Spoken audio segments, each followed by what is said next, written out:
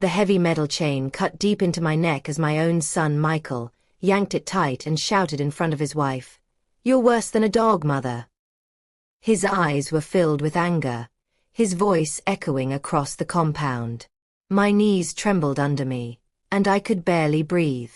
My son, the child I carried in my womb, the boy I nursed and protected, was treating me like a wild animal.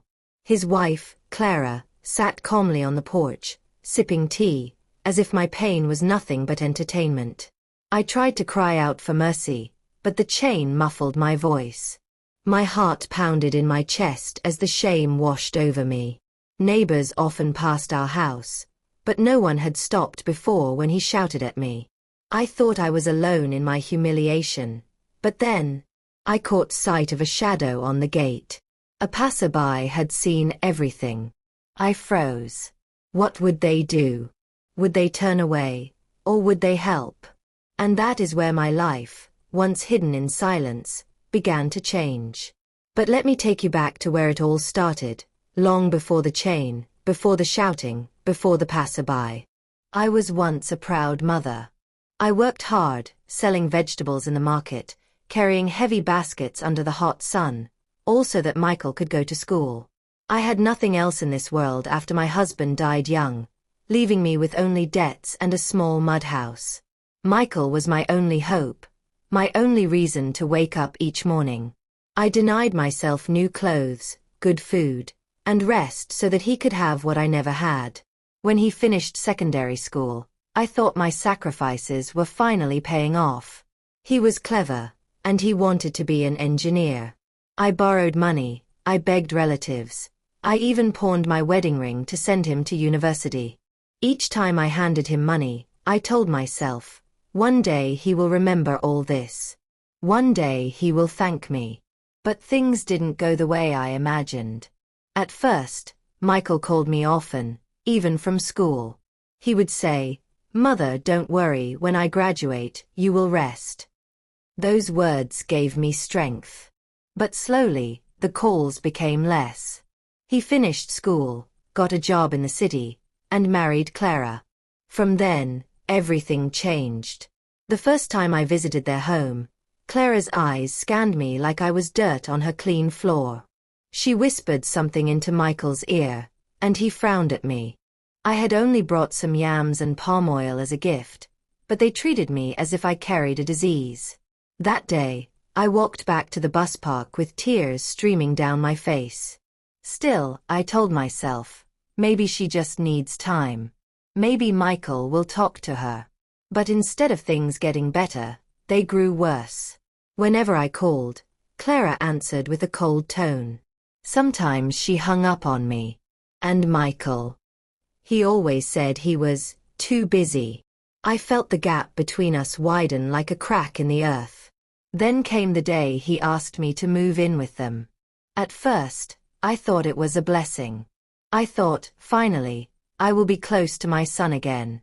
I packed my small bag and left my old house, believing this was the start of a new chapter. But I did not know I was walking into a nightmare. In their house, I was no longer a mother. I was treated like a servant.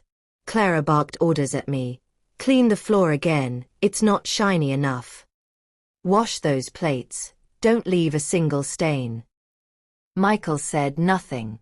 If I complained, he snapped, "Why are you always making trouble?" Sometimes I sat alone in the room they gave me, clutching my Bible and whispering prayers. I reminded myself, this is still my son. I must endure. One day, his heart will soften. But the more I endured, the more they trampled on me. The worst part was when Clara mocked me in front of visitors. She would say, "This old woman eats too much. She's lazy. I don't know why we keep her." They would laugh, and my face would burn with shame. Michael never defended me. Instead, he nodded as if agreeing with her. My heart shattered a little more each day. Then came the day of the chain. It was a hot afternoon. I had just finished scrubbing the compound floor when Clara accused me of stealing food from the kitchen. I gasped. I had never stolen in my life. I did not take anything, I said softly. But she raised her voice. Michael, come and hear what your mother has done. He stormed out, his face dark with rage. After everything we do for you, you repay us with theft? I tried to explain, but before I could finish, he grabbed the metal chain he used to lock the gate. My hands shook. Michael, please, I am your mother, I whispered. But he did not listen. He tied the chain around my neck and pulled it tight, dragging me across the ground like an animal. Clara clapped her hands in delight, laughing. The pain was unbearable, but the shame was worse. You're worse than a dog, Michael shouted, his voice full of venom. My tears soaked the ground. I thought my suffering was invisible, that nobody in the world cared. But then, out of the corner of my eye, I saw that passerby, standing still, watching everything. My heart leapt. Would they turn away like everyone else? Or would they be the answer to my prayers? Before I could find out, Michael yanked the chain harder, and the world around me began to spin. The chain dug deeper into my neck as Michael dragged me like a beast across the compound. My breath came in short, sharp gasps. Clara sat nearby with her arms folded, her lips curled into a cruel smile. Yes, show her her place, Michael. She thinks she is still somebody, she sneered. I was choking. My chest heaved as I clawed at the metal links. The sun was hot above my head, the ground rough beneath my knees. I thought I would die right there in front of them. But then my eyes caught the passerby again. He was not just glancing. He was watching, frozen, his fists clenched at his sides. His face was unreadable, but I knew he had seen everything. My heart pounded with fear and hope. Would he leave? Would he speak? Or would he risk Michael's fury and help me? Just as I was about to faint, Michael loosened the chain a little. Get up, old woman, he barked. I coughed violently, sucking in air like someone who had been drowning. I wanted to collapse, but his grip on the chain forced me to stand. Clara laughed again. See how weak she is. I told you she's useless.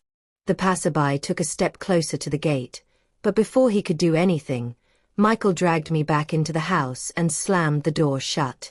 That was the day my silent suffering was no longer hidden. Someone had seen. And I knew, deep down, that life would never be the same. But to understand how things reached this breaking point, I must tell you about the days leading up to it. A week before the chain incident, Clara had already been planting seeds of hatred in Michael's heart. She often told him, "Your mother is a burden. She's eating our money, she's taking our peace.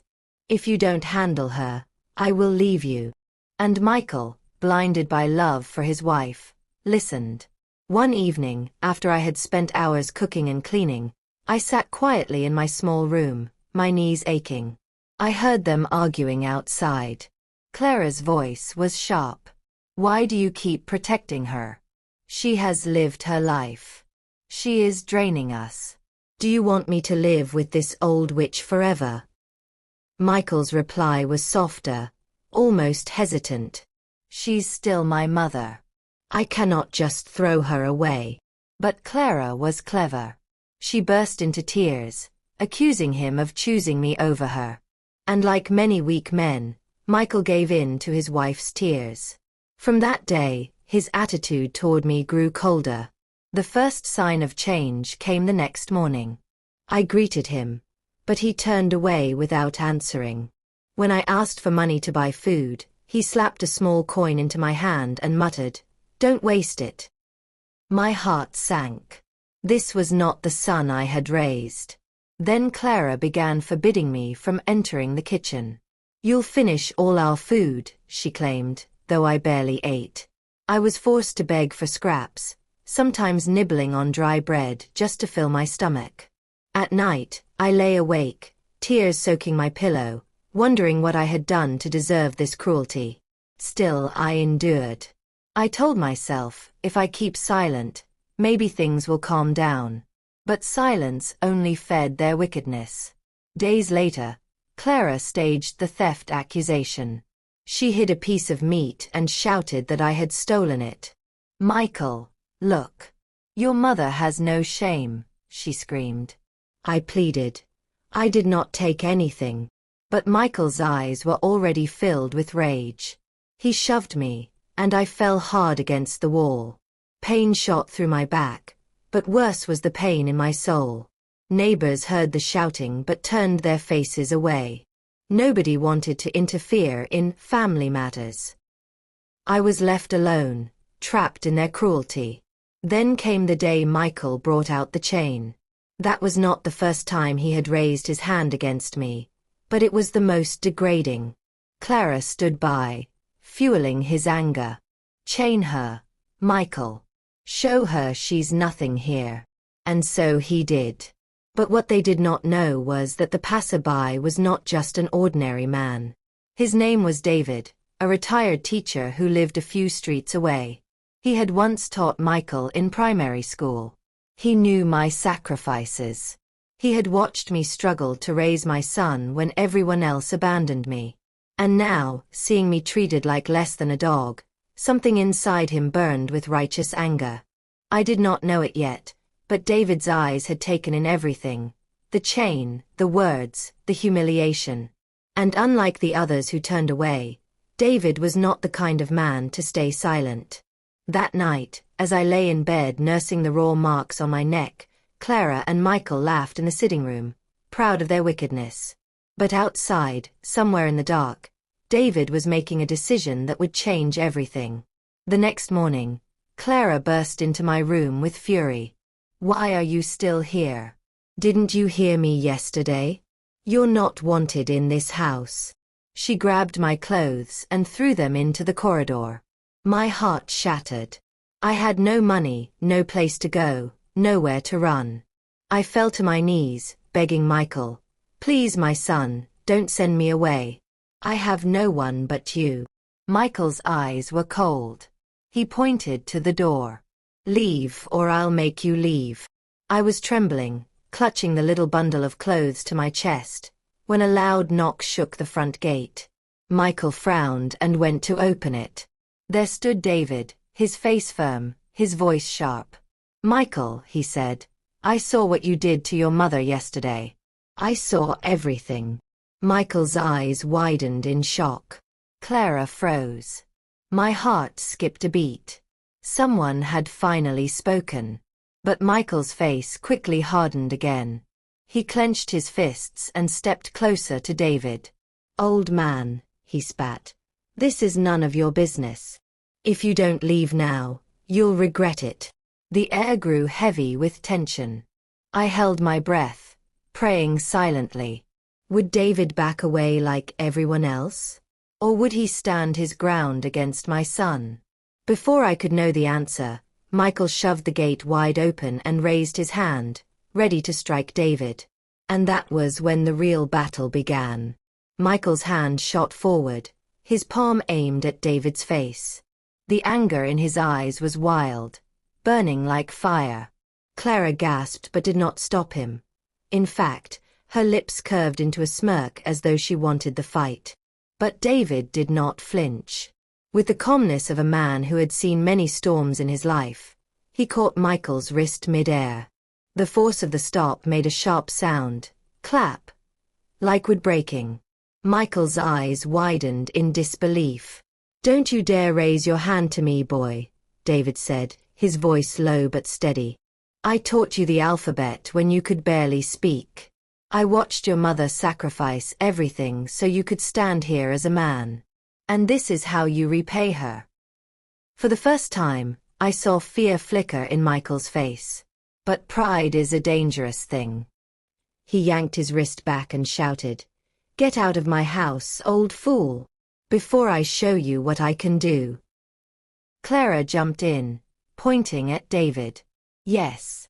Leave this place. You don't belong here. This is our family matter." David did not move. His gaze swept from Michael to Clara, then to me, where I crouched on the floor, clutching my clothes, my body trembling. Family matter, he repeated, his voice trembling with passion. When a son chains his own mother like a dog, that is no longer a family matter. That is wickedness. His words struck me like lightning. For so long, I had thought my pain was mine alone, invisible and unworthy of notice. Now someone was naming it out loud. But Michael's anger only grew. He shoved David back, shouting, "I don't care what you saw. If you speak one more word, I'll throw you into the street myself." David staggered but did not fall. Instead, he straightened his shoulders and said something that made my blood run cold. "If you continue like this, Michael, you will curse the very hands that fed you. And curses never die quietly." The compound grew silent. Even Clara, bold as she was, shifted uneasily. Michael's lips twisted. "Get out before I lose my mind," he growled. David turned his eyes to me, softening. "Do not fear, Martha," he said gently. "This will not end here. I promise you." With that he walked away, leaving Michael fuming and Clara muttering under her breath. When the gate closed, Michael turned to me. His face was dark. "If you ever tell anyone what happens in this house again," he hissed, "I swear you won't live to regret it." I shook my head quickly, my voice trembling. I didn't call him. He saw it himself. But Michael did not care. He slapped me so hard that I collapsed against the wall. Clara laughed and clapped her hands. "Good, teach her a lesson," she said. For the rest of that day, I was not allowed to eat.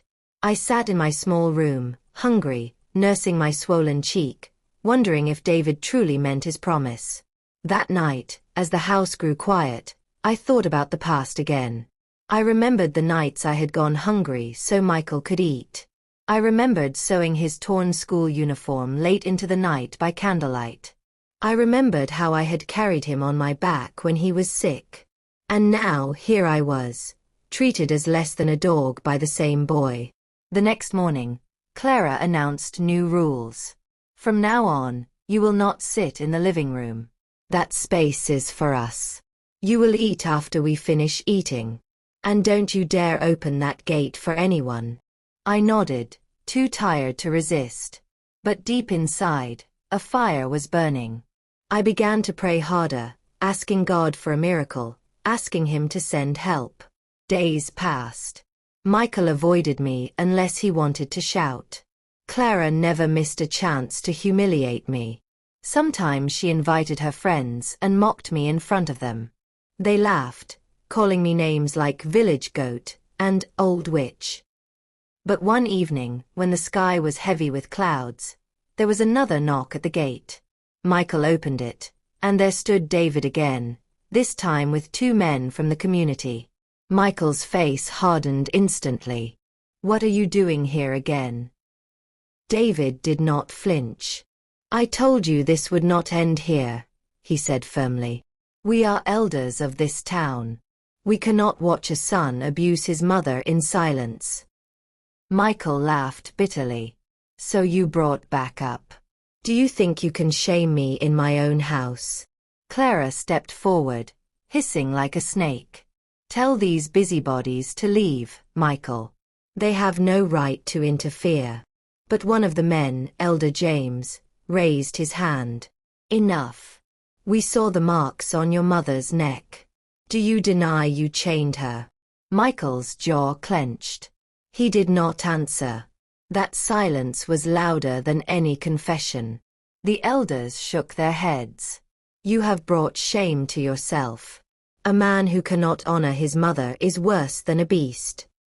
Michael's pride could not take it. He roared in anger and rushed at David again. This time, he did not stop at a slap. He grabbed a wooden stick from the corner of the compound and swung it toward David's head. I screamed, "No, Michael. Please no." The stick sliced through the air, aiming straight for David's skull. And that was the moment everything spiraled out of control. The wooden stick cut through the air with terrifying speed. I screamed, my voice cracking, "Michael, please stop." But my cry was too late. The stick struck with a loud crack that echoed across the compound. For a moment, I thought David's skull had split open. He staggered backward, clutching the side of his head, blood dripping down his temple. Elder James and the other man rushed forward to hold him up. Clara clapped her hands together and laughed, her voice filled with mockery. Yes, that's what he gets for interfering in our home. My heart stopped. I crawled across the ground, reaching for David. Please forgive him, I whispered through my tears. But David looked at me with pain and determination. His voice was weak but steady. Martha, this evil must not continue. Even if I die today, truth will not be silenced. Michael's chest rose and fell like a lion ready to strike again. Get out of my house before I finish you, he shouted, his face twisted in rage. The elders did not back down. Elder James stood tall, his voice firm. Michael, you have brought disgrace on yourself. Striking your teacher is one thing, but striking your mother is another crime entirely. If you don't change your ways, this house will see nothing but curses. Michael spat on the ground. Curse me if you want. I don't care. He raised the stick again, but this time, Elder James grabbed it mid-swing.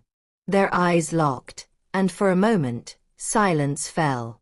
Then, the skies opened. Rain poured heavily, drenching all of us. It was as though heaven itself was weeping. Clara shouted above the roar of the rain. You old fools. Leave now. This is our home, not yours. But Elder James would not leave. If you will not honor your mother, then the community will know of your shame, he declared. His words pierced Michael like arrows. With a final glare, Michael threw the stick to the ground and stormed inside the house. Clara followed, cursing under her breath. The elders helped David to a bench in the compound, his wound bleeding steadily. I tore a piece of cloth from my wrapper and pressed it to his head, tears streaming down my face. Why? I cried. Why is my son doing this to me? What did I do wrong? David placed his hand gently on mine. You did nothing wrong, Martha. Love is not a crime. Sacrifice is not a sin. It is Michael who has lost his way. His words sank deep into me. For years, I had blamed myself, wondering if my suffering was punishment for some hidden mistake. But now, I began to realize that cruelty was a choice Michael made, not something I caused.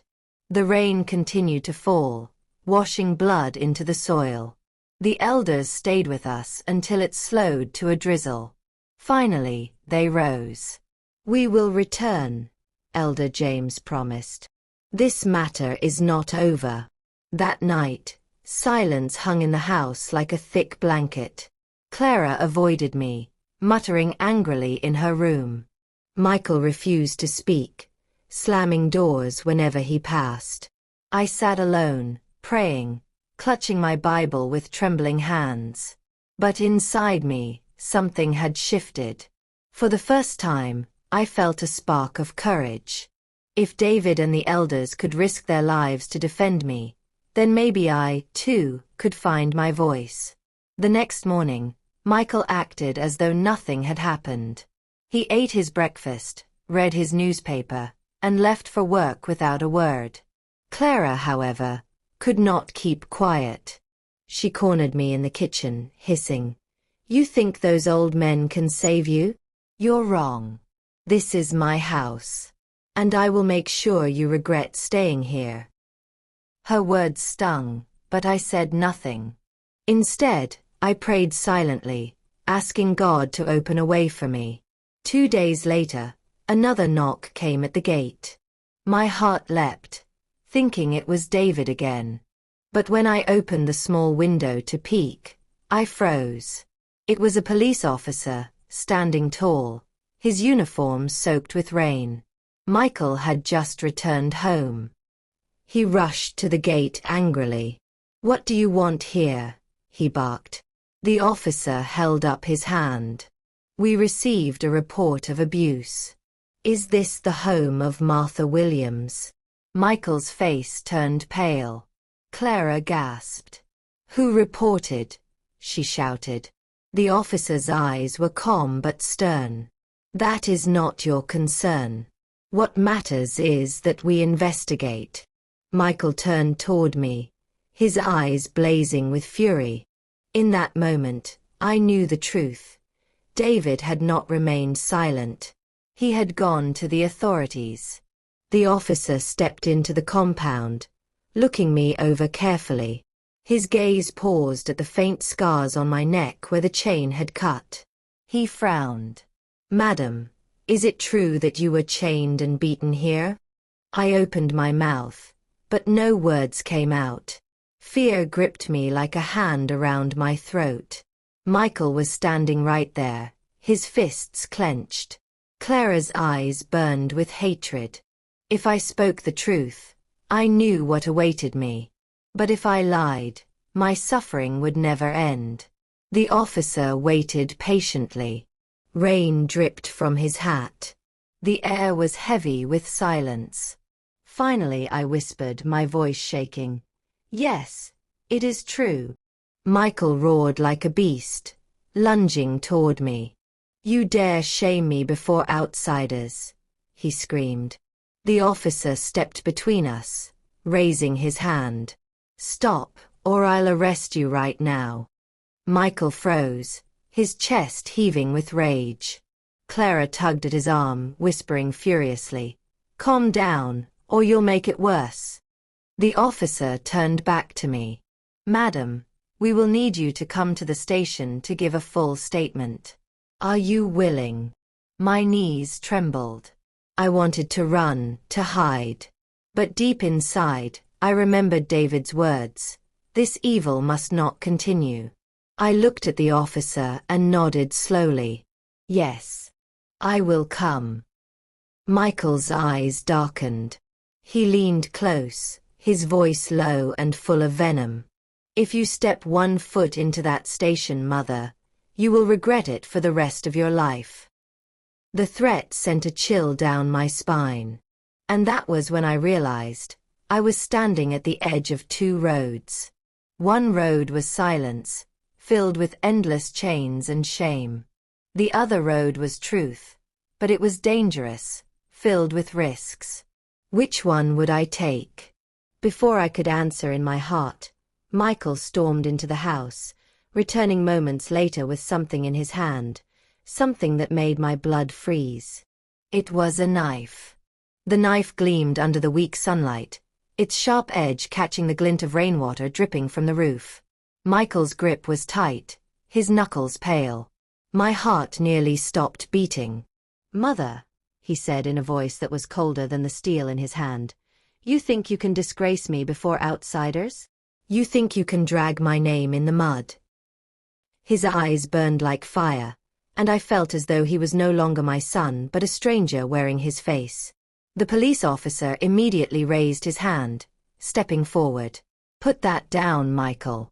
This is not the way." But Michael only sneered. "You don't tell me how to run my house. This is my mother, my blood. If she betrays me, then she is dead to me." He raised the knife, pointing it at me. I screamed, backing away until my back hit the wall. Clara stood nearby, her arms crossed, a twisted smile on her lips. "Do it, Michael," she urged in a whisper. "She is nothing but a curse to us." The officer pulled out his baton. "One more step, and you'll be under arrest," he warned. His voice was firm, but I saw his eyes flicker nervously. He knew how dangerous a man with anger and a knife could be. The air was so heavy I could hardly breathe. My knees buckled, and I slid to the floor, clutching my chest. "Michael, please," I whispered. "I carried you in my womb for 9 months. I fed you with my own hands. Don't do this to me." For a second, something in his eyes softened. His hand trembled slightly, as if my words were fighting with the darkness in his soul. But then Clara hissed behind him. She's lying. She only wants to control you. Be a man, Michael. That poison hardened him again. His hand steadied. He raised the knife higher. The officer lunged forward, grabbing his wrist just as he swung down. The two men struggled, their bodies colliding against the wall. The knife clattered to the ground with a loud metallic clang. I gasped in relief, but the fight was not over. Michael roared like an angry bull, shoving the officer so hard that he stumbled backward. Clara quickly snatched the knife from the ground and hid it behind her. Her eyes darted around, her face pale now. She had not expected things to go this far. The officer, regaining his balance, shouted, "Enough! Michael, you're coming with me to the station." But Michael was not done. He charged at the officer, fists flying. The two of them crashed into the wooden bench in the compound, splinters flying everywhere. I screamed, covering my face with my hands. For a few tense seconds, all I heard were grunts, fists hitting flesh, and Clara screaming, "Michael, stop. Don't let them take you." The neighbors had begun to gather at the gate, peeking inside. Whispers spread quickly. Michael is fighting the police officer. He tried to stab his own mother. What kind of man does that? The shame was spreading like wildfire, but Michael was too blinded by rage to notice. Finally, the officer managed to pin him down, twisting his arms behind his back. "You're under arrest for attempted assault," he barked, reaching for his handcuffs. But before he could lock them, Clara rushed forward, scratching at the officer's face with her nails. "Leave my husband alone," she shrieked. The officer winced, loosening his grip just long enough for Michael to wriggle free. Michael sprang up, panting heavily, his shirt torn, his face sweaty and wild. He turned his eyes on me, and I felt my blood run cold. "This is all your fault," he growled. "You brought this shame into my house." I shook my head, tears streaming. "No, my son. You brought this on yourself." Those words seemed to pierce him like a spear. For a moment, he just stared at me, his chest heaving.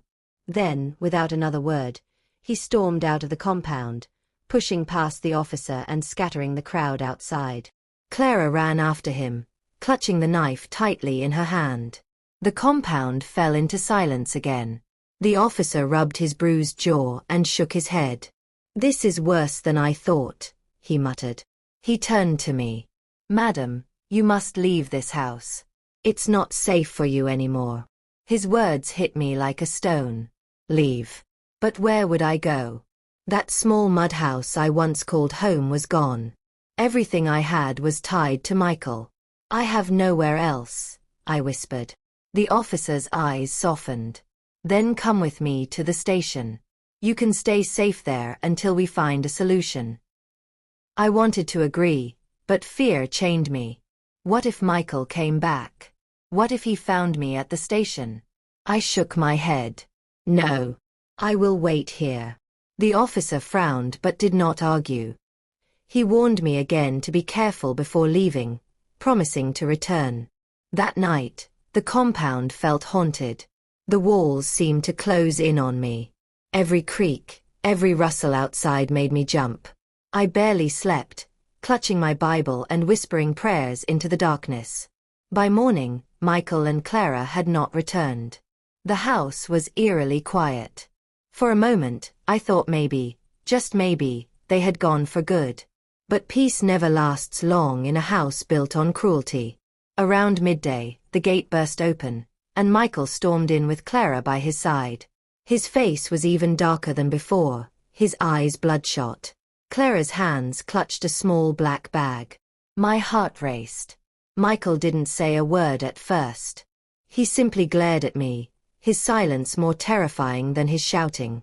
Then, in a low, chilling voice, he said, "Since you want the world to see me as a monster, I will show you what a real monster looks like." He reached into the black bag Clara carried, and pulled out a long, heavy chain, thicker than the one before. This story is getting more intense with each chapter. What will Michael do with this heavier chain? Will the community or the officer arrive in time, or will I suffer even more? Stay with me for the next chapter. The darkest part of the story is yet to come. The chain clinked loudly as Michael let it fall to the ground. The sound echoed through the compound, sharp and heavy, like a warning bell announcing doom. Each metallic clang felt like a hammer pounding on my heart. He held one end of it and dragged it slowly, the way a hunter drags his weapon before striking. Clara stood behind him, her eyes gleaming with wicked excitement. "Michael, please," I begged, my voice trembling. "Don't do this. I am your mother." He sneered. "Mother? A mother does not shame her son. A mother does not call the police on her own blood. You are no mother to me. You are my enemy." His words sliced deeper than any blade could. I felt my body weaken, but I forced myself to stand tall. "If standing against your cruelty makes me your enemy, then so be it," I said softly. Michael's face twisted with rage. He raised the chain and whipped it against the ground so hard that dust rose into the air. The neighbors gathered again at the gate, whispering nervously. Some were bold enough to mutter, "This is too much. He will kill that old woman." But none stepped forward. Fear held them back. Clara clapped her hands, laughing. "Yes, Michael.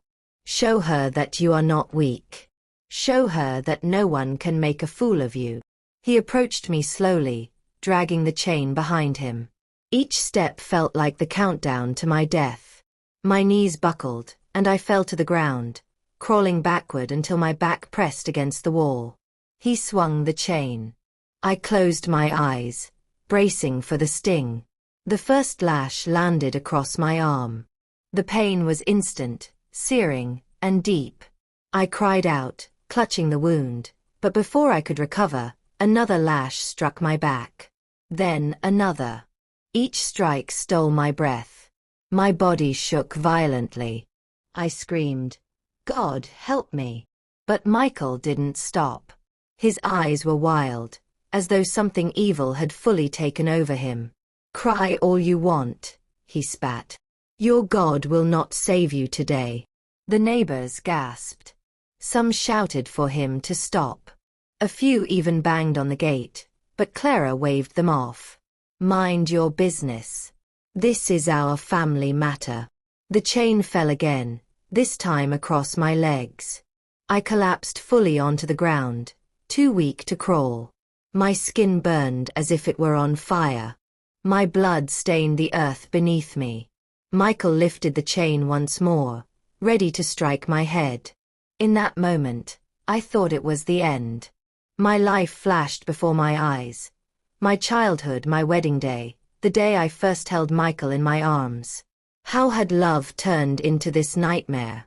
But just before the chain could land, a voice thundered from the gate. "Enough." The crowd parted, and the police officer from before stormed in with two other men in uniform. They rushed toward Michael, weapons drawn. Michael froze, startled. Clara screamed, "Run!" But the officers were quicker. One grabbed Michael's arm, twisting it behind his back. Another kicked the chain away. Clara tried to intervene, but the third officer shoved her aside. Michael roared like a wounded lion, thrashing wildly. "Leave me. This is my house.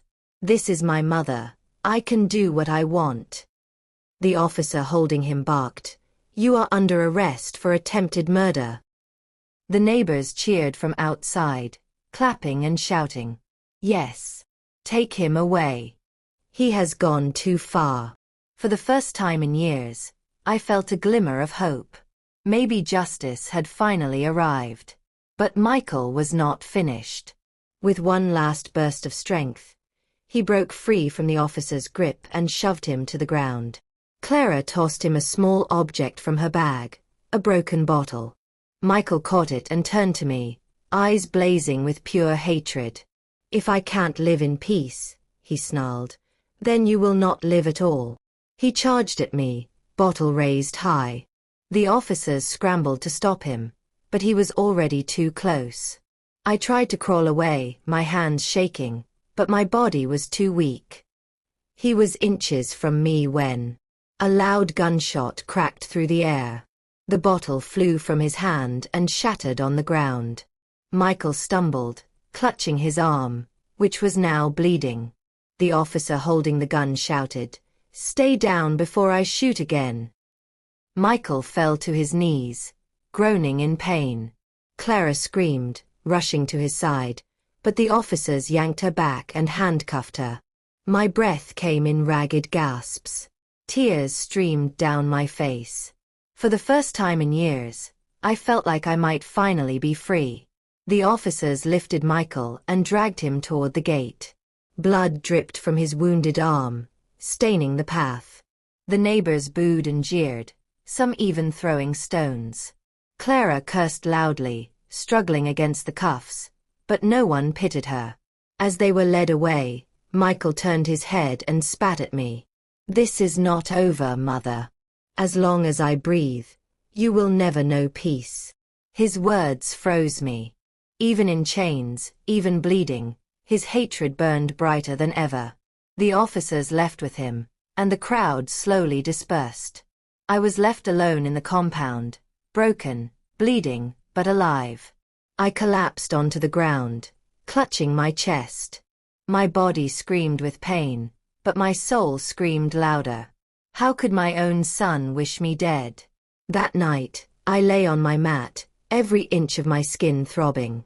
Sleep refused to come. Michael's last words echoed in my mind. "As long as I breathe, you will never know peace." And deep down, I knew he meant it. The next morning, a loud banging on the gate jolted me awake. My heart raced.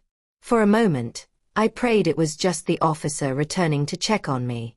But when I opened the gate, my blood turned cold. Standing there was Michael. His arm was bandaged, but his eyes were darker than ever. He had escaped. The sight of Michael at my gate that morning froze me where I stood. His right arm was wrapped in thick white bandages, but his face was twisted into something even darker than before. His lips curved into a cruel smile, and his eyes burned like fire. "Surprised to see me, Mother?" he hissed, stepping closer. My knees trembled. "Michael, how? You were arrested. The police." He cut me off with a bitter laugh.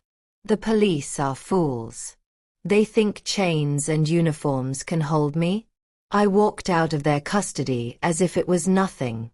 A few bribes here, a few threats there, and now, here I am. The air around me grew heavy. I wanted to slam the gate shut, but my hands felt too weak. My heart pounded so loudly that I thought it would burst from my chest. Michael stepped inside, pushing the gate wide open. "Did you think you could destroy me, Mother? Did you think you could use outsiders to shame me in front of my wife, my neighbors, and the whole street? No. I will show you that no one humiliates me and lives in peace." Behind him, Clara appeared, still in handcuffs, but smiling triumphantly. The officers who took us underestimated who they were dealing with. "Did you really think you won? Old woman, your suffering has only begun." My hands shook violently as I reached for the stool by the wall for support. "Michael, Clara, please. I am begging you. Leave me alone. Let me live the little life I have left." But Michael's laugh was sharp, cold, and heartless. "Begging will not save you now. You called the police. You exposed me before the whole world. I told you before. You are worse than a dog. And today, I will prove it again." He reached into a black bag slung across his shoulder and pulled out the same chain the officers had once taken away. He must have retrieved it when he escaped. The sound of the links rattling against each other pierced my ears like thunder. "No, Michael, please," I sobbed. But Clara cheered. "Do it. Show her who you are." Show her she has no power left. Michael stormed toward me, and I stumbled backward until my back pressed against the wall. Before I could move again, he wrapped the chain around my neck and yanked it tight. The cold iron dug into my skin, cutting off my breath. My hands clawed at the chain, but he only pulled harder. Clara laughed loudly, clapping her hands as if watching a stage play. Neighbors gathered outside the gate once more. Some screamed, "Stop it, Michael. You will kill her." Others shouted for someone to call the police again. But no one dared enter. My vision blurred. My lungs screamed for air. Michael leaned close to my ear and whispered, "You will die today, and everyone will know you were nothing but a useless old woman." I thought it was my last moment, until suddenly, a loud voice shouted from the road, "Hey! Let her go." Through my watery eyes, I saw a tall man in a faded brown shirt rush toward the gate. He had been passing by and must have seen everything. Michael turned, startled. "Who are you? This is none of your business." But the man didn't back down. He shoved the gate wide open and stormed inside. "It became my business the moment I saw you choking your own mother." Michael snarled, releasing the chain for only a moment before charging at the man with it. The passer ducked, and the chain struck the wall with a loud clang. He picked up a broken stick from the ground and swung it hard across Michael's face. Michael stumbled back, bleeding from his lip. Clara screamed in panic. The man grabbed my arm and pulled me up. "Are you all right, Mama?" I could barely speak, but I nodded weakly, coughing violently as I tried to breathe again. Michael recovered quickly, rage blazing in his eyes. "You dare touch me? You dare interfere in my house?" He lunged again, swinging the chain wildly. The man pushed me aside and blocked the blow with the stick, though the impact snapped it in half. Michael roared like a beast and raised the chain again, ready to strike the stranger's head. At that moment, another loud voice rang out, "Police! Everybody freeze!" 2 officers stormed in, guns drawn. The neighbors had called them after all. Michael froze mid-swing. The officers rushed forward, tackling him to the ground before he could fight back. This time they handcuffed him tightly, pressing his face into the dirt. Clara tried to run, but the tall passer grabbed her arm and held her until one officer cuffed her too. "You won't escape this time," the officer growled. "We'll make sure of it." The crowd outside cheered loudly. Some shouted, "Thank God." Others said, "Finally, he will face justice." I collapsed onto the stool, still coughing, my throat burning from the chain. The tall passer knelt beside me. "You're safe now, Mama. My name is Daniel. I was just passing by when I saw this madness. I couldn't just walk away." Tears filled my eyes as I held his hand. "Thank you, Daniel. You saved my life." The officers dragged Michael and Clara toward their van. Michael turned his head and glared at me with pure hatred. "This isn't over. I will finish what I started." His voice sent a cold shiver down my spine. Even in chains, he was dangerous. The officers drove away with them, and the crowd slowly dispersed. Daniel helped me inside and gave me water to calm my shaking body. "Don't worry, Mama," he said gently. "They'll lock him up properly this time. You need to rest." But that night, as I lay on my mat, I couldn't shake Michael's final words. "This isn't over." Days passed, and life seemed to calm a little. The neighbors checked on me often, and Daniel visited daily, bringing food and medicine. For the first time in years, I felt cared for. But one evening as Daniel and I sat outside, we heard news that made my blood run cold. A neighbor rushed in, panting heavily. "Mama! Daniel! I just heard. Michael has escaped again. He attacked the officers while they were transferring him to prison. He's free. My heart dropped. The cup in my hand slipped and shattered on the floor. Daniel stood up quickly, his face hard. Then we must prepare, he said firmly. Because he will come back. And even as the night grew darker, I knew deep down he was right. Michael would return, and this time, he would be more dangerous than ever. The night after the news broke that Michael had escaped again, I could not sleep. My mat felt like a bed of thorns. Every shadow on the wall looked like his figure, creeping closer with the chain in his hand. Every sound of the wind reminded me of his angry voice whispering, "You're worse than a dog." Daniel stayed beside me, determined not to leave me alone. "Don't worry, Mama," he said softly. "We'll lock the gates, we'll keep watch. He won't get you again." But his confidence could not chase away my fear. This was my own son. He knew every corner of the compound, every weakness of the gate, every crack in the wall. By dawn, my body was trembling with exhaustion, but I refused to close my eyes.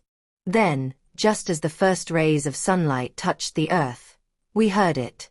A loud crash. The back wall of the compound shook violently. Bricks crumbled. Daniel jumped up instantly, grabbing a stick from the corner. "Stay inside, Mama," he shouted. But it was too late. Michael burst through the broken wall, his bandages gone, his eyes wild like a madman. In one hand, he clutched a long machete, its blade glinting dangerously. In the other, he held the old iron chain. Clara stumbled in behind him, her hair disheveled, her face twisted with bitterness. "Tonight it ends," she hissed. My heart nearly stopped. "Michael!" I screamed. "Please, don't do this. I am your mother." But his laugh was sharp and cruel. "Mother, you are my curse. And curses must be cut off." Daniel planted himself between Michael and me. "You'll have to go through me first." Michael's eyes narrowed. "Gladly." With a roar, he swung the machete. Daniel blocked it with the stick, but the force knocked him backward. Clara cheered like a demon in human skin. "Kill him, Michael. Kill them both." I screamed for help, hoping neighbors would hear, but fear kept them locked inside their homes. No one came. The fight raged on. Michael swung the machete again and again, each strike faster, each blow deadlier. Daniel blocked and dodged, but the stick was no match for cold steel. Finally, the machete sliced through the wood, splitting it in half. Daniel stumbled, unarmed. Michael grinned wickedly and raised the blade high. "Say goodbye, hero." Time froze. My heart pounded so loudly that I thought I would faint. Daniel was about to die, all because he chose to protect me. In a burst of desperation, I grabbed the small clay pot by my side and hurled it at Michael's head. It shattered on impact, water splashing across his face. "Arg!" he screamed, staggering. Daniel seized the moment. He lunged forward, tackling Michael to the ground. The machete flew from his hand and skidded across the floor. The two men rolled in the dust, punching, clawing, and kicking. Michael was stronger, fueled by pure hatred. He wrapped the chain around Daniel's neck, pulling tight. Daniel gasped, his face turning red. I screamed and tried to pry the chain off, but Michael shoved me so hard that I fell to the ground, hitting my head. "Watch him die, old woman," Michael roared. "Then you are next." Daniel's hands clawed at the chain. His breaths came out in choking gasps. His eyes bulged. My heart felt like it was tearing apart. "No. Stop.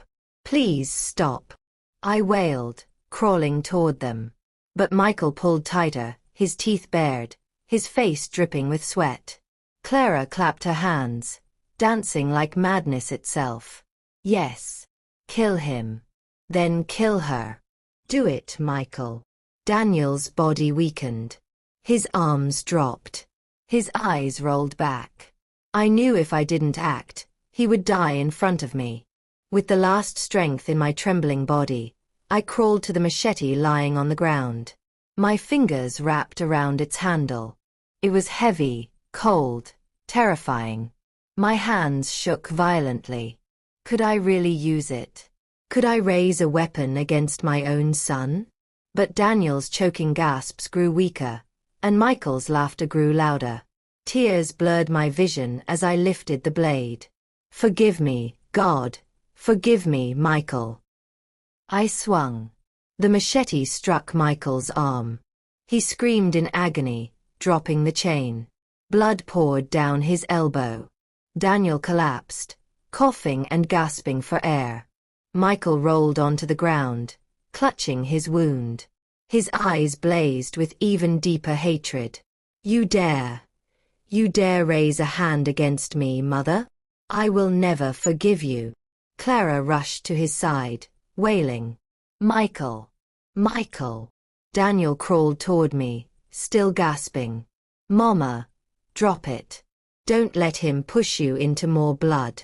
But Michael staggered to his feet, fury burning in his eyes despite the blood pouring from his arm. He grabbed a brick from the broken wall and raised it above his head. I will kill you with my bare hands, he shouted, charging toward me. And just as he swung the brick down, the gate burst open with a deafening crash. Dozens of neighbors stormed in, armed with sticks, hose, and stones. Their patience had run out. Enough is enough, one shouted.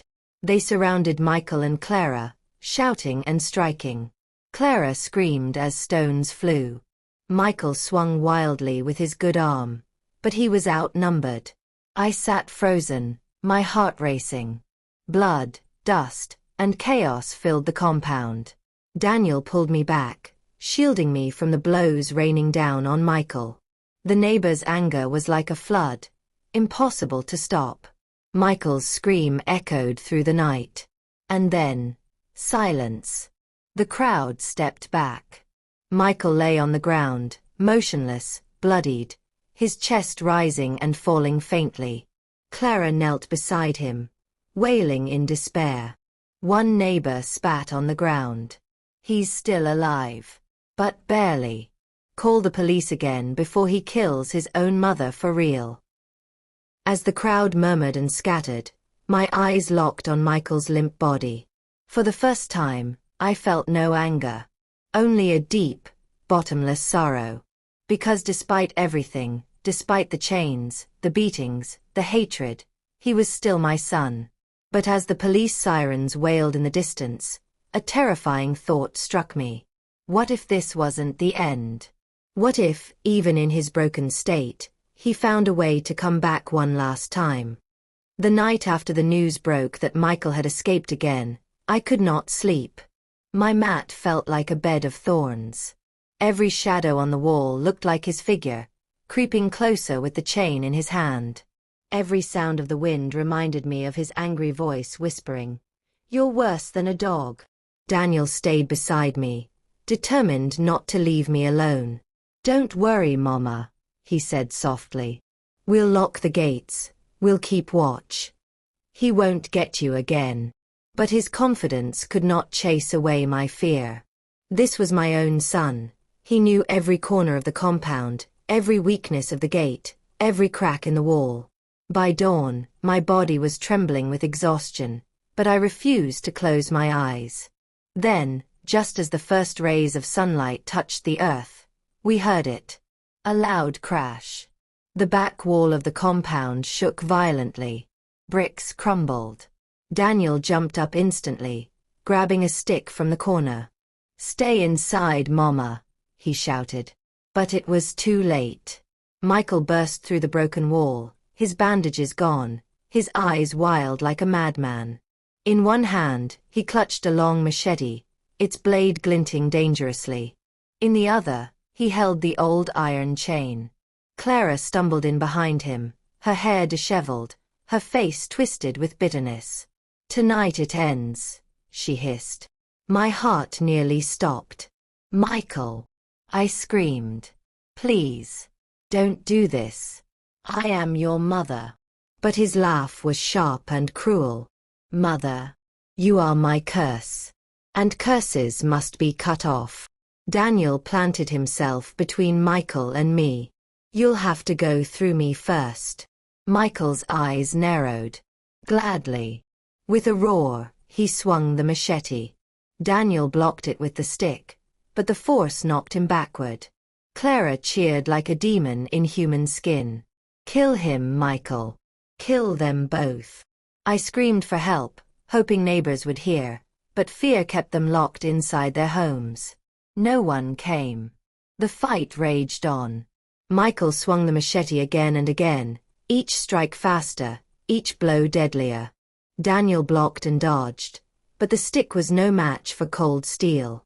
Finally, the machete sliced through the wood, splitting it in half. Daniel stumbled, unarmed. Michael grinned wickedly and raised the blade high. Say goodbye, hero. Time froze. My heart pounded so loudly that I thought I would faint. Daniel was about to die, all because he chose to protect me. In a burst of desperation, I grabbed the small clay pot by my side and hurled it at Michael's head. It shattered on impact, water splashing across his face. Arg! He screamed, staggering. Daniel seized the moment. He lunged forward, tackling Michael to the ground. The machete flew from his hand and skidded across the floor. The two men rolled in the dust, punching, clawing, and kicking. Michael was stronger, fueled by pure hatred. He wrapped the chain around Daniel's neck, pulling tight. Daniel gasped, his face turning red. I screamed and tried to pry the chain off, but Michael shoved me so hard that I fell to the ground, hitting my head. Watch him die, old woman. Michael roared. Then you are next. Daniel's hands clawed at the chain. His breaths came out in choking gasps. His eyes bulged. My heart felt like it was tearing apart. No. Stop. Please stop. I wailed, crawling toward them. But Michael pulled tighter, his teeth bared, his face dripping with sweat. Clara clapped her hands, dancing like madness itself. Yes. Kill him. Then kill her. Do it, Michael. Daniel's body weakened. His arms dropped. His eyes rolled back. I knew if I didn't act, he would die in front of me. With the last strength in my trembling body, I crawled to the machete lying on the ground. My fingers wrapped around its handle. It was heavy, cold, terrifying. My hands shook violently. Could I really use it? Could I raise a weapon against my own son? But Daniel's choking gasps grew weaker, and Michael's laughter grew louder. Tears blurred my vision as I lifted the blade. Forgive me, God. Forgive me, Michael. I swung. The machete struck Michael's arm. He screamed in agony, dropping the chain. Blood poured down his elbow. Daniel collapsed, coughing and gasping for air. Michael rolled onto the ground, clutching his wound. His eyes blazed with even deeper hatred. You dare raise a hand against me, mother? I will never forgive you. Clara rushed to his side, wailing. Michael! Michael! Daniel crawled toward me, still gasping. Mama, drop it. Don't let him push you into more blood. But Michael staggered to his feet, fury burning in his eyes despite the blood pouring from his arm. He grabbed a brick from the broken wall and raised it above his head. I will kill you with my bare hands, he shouted, charging toward me. And just as he swung the brick down, the gate burst open with a deafening crash. Dozens of neighbors stormed in, armed with sticks, hose, and stones. Their patience had run out. Enough is enough, one shouted. They surrounded Michael and Clara, shouting and striking. Clara screamed as stones flew. Michael swung wildly with his good arm, but he was outnumbered. I sat frozen, my heart racing. Blood, dust, and chaos filled the compound. Daniel pulled me back, shielding me from the blows raining down on Michael. The neighbors' anger was like a flood, impossible to stop. Michael's scream echoed through the night. And then, silence. The crowd stepped back. Michael lay on the ground, motionless, bloodied, his chest rising and falling faintly. Clara knelt beside him, wailing in despair. One neighbor spat on the ground. He's still alive. But barely. Call the police again before he kills his own mother for real. As the crowd murmured and scattered, my eyes locked on Michael's limp body. For the first time, I felt no anger. Only a deep, bottomless sorrow. Because despite everything, despite the chains, the beatings, the hatred, he was still my son. But as the police sirens wailed in the distance, a terrifying thought struck me. What if this wasn't the end? What if, even in his broken state, he found a way to come back one last time? The morning sun rose red, casting a strange glow over the village. Grandma Sarah woke up trembling, sensing that something final, something irreversible, was about to happen. Her body was weak, but her spirit had become stronger than ever. She could still hear her father's voice from the night before, warning her to keep quiet or risk her life. But Sarah no longer feared silence or threats. Her truth had become her greatest weapon. She walked to the mirror, looked at her wrinkled reflection, and whispered, "Today, I take back my soul." As she stepped outside, villagers noticed the fire in her eyes. They whispered among themselves, wondering where the sudden courage came from. 4 years, they had watched her suffer quietly, too afraid to interfere. But now, Sarah's presence seemed to demand attention. Her neighbors, old and young, followed her as she made her way to the center of the village. At the square, she raised her frail hands and shouted, "I will not be silent anymore. My father abused me, he tried to kill me out of hatred, and he made me live in fear every day of my life. But no more. Today, I speak not just for myself, but for every girl who was silenced, for every child who was made to carry pain in secret." Gasps echoed across the crowd. Some were shocked by her bravery. Others bowed their heads in shame, knowing they had seen hints of her suffering but had chosen to look away. Suddenly, her father appeared, older but still carrying the same cruel look in his eyes. He staggered forward with a stick, his voice bitter. "You dare shame me in public? You ungrateful child." The crowd froze. Would he strike her again, even in his old age? Sarah did not move back. Instead, she lifted her chin high. "Your hatred could not kill me. Your cruelty could not silence me. I am still standing, Father. And today I am free." Her father lunged forward, but the villagers moved quickly this time. Men held him back, women shouted at him, children cried in confusion. For the first time in her life, Sarah was not alone in her fight. The chief of the village stepped out from the crowd. He was an old man with kind eyes, one who had once ignored Sarah's silent cries as a child. But today he spoke firmly. "This woman has carried pain for decades while we all stood by. No more. Today, justice begins." He turned to Sarah's father. "Your hatred ends here. You will never touch her again." Sarah's legs weakened, and she nearly collapsed. But strong arms caught her, young women from the village, inspired by her courage. They carried her to a chair and surrounded her, chanting, "No more silence! No more silence!" Tears streamed down Sarah's face.